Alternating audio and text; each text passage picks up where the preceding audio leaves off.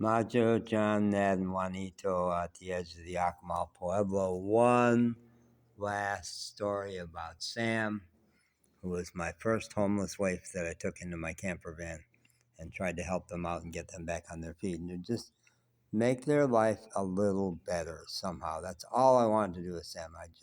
She had so many problems and life had treated her so hard that I just wanted to do something to make her life a little better. So she rode with me for 10 days. And this was Asheville, North Carolina, back before the COVID had broken out, and that's why I'd left Asheville and gone to the country and bought a camper van, but I would go back. And the floods of Hurricane Helene had not hit Asheville. That was September 28th of this year. Decimated Asheville. But I knew, 16 years, I knew almost every square foot of downtown Asheville because I always had a dog that I would take on long walks. And my car was in rough shape. We coasted downhill into the Shell station and got to the pump, and it wouldn't start. And Sam and I went in to see how I could get a mechanic.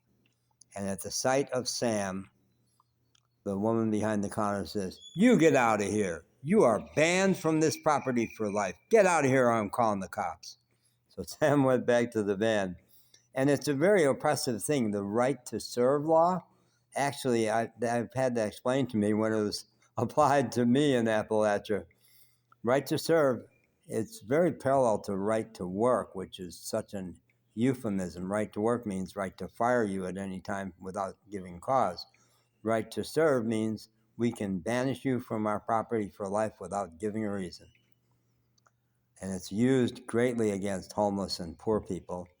And poor old PhD 70-somethings in Appalachia, that's another story.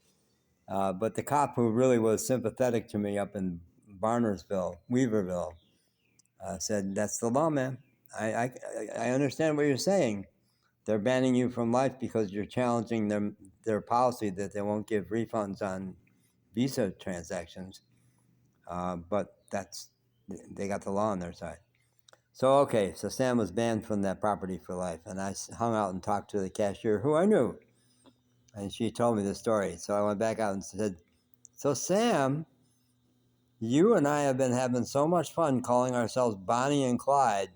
Well, I didn't realize how apt that metaphor was. She tells me you tried to stick that place up. You came in one night all drugged out. They was pretty sure you didn't have a gun, but you said, "I want all the money. Let's go." So it's because of that reason. I guess other things probably that the cops knew her. Yeah, Sam. Ah, never forget you, Sam. I hope you're still on the planet. I do hope. The last I heard of Sam was her aunt said, Sam had come to me and said, "My mom wants to send me to one of these boot camps for drug addiction where they take you out in the country for a month." And I had just heard an expose of how brutal those places can be, and I knew she was far too fragile for something like that. She says, "What do you think? Do you think I ought to go?" And I said, "Well, you want to go?" No. I said, "Don't go. I think it's not good for you. Stick with me. I'll be your boot camp," which in some ways it was.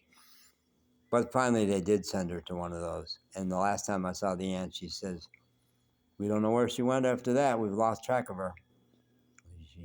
She's somewhere out there in the universe, we hope." And I hope so too. I used Been Verified to try to track down old friends, but I don't think she's ever had a credit card. She's probably never had a straight job. I don't think Been Verified is going to track her. Sam, you still out there, girl? I love you. I did love her.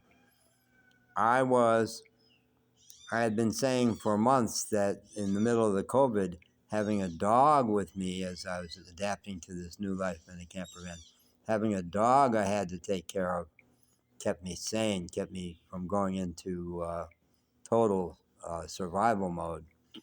And we had been trying to adopt a feral cat because my dog loved cats and I wanted a kitten so much for my dog. So we had been feeding these feral cats in an abandoned house, but that was hopeless. But I realized when I met Sam, here's my feral cat. I got my feral cat in the form of a human girl. Wow. What a time she gave me. Yeah.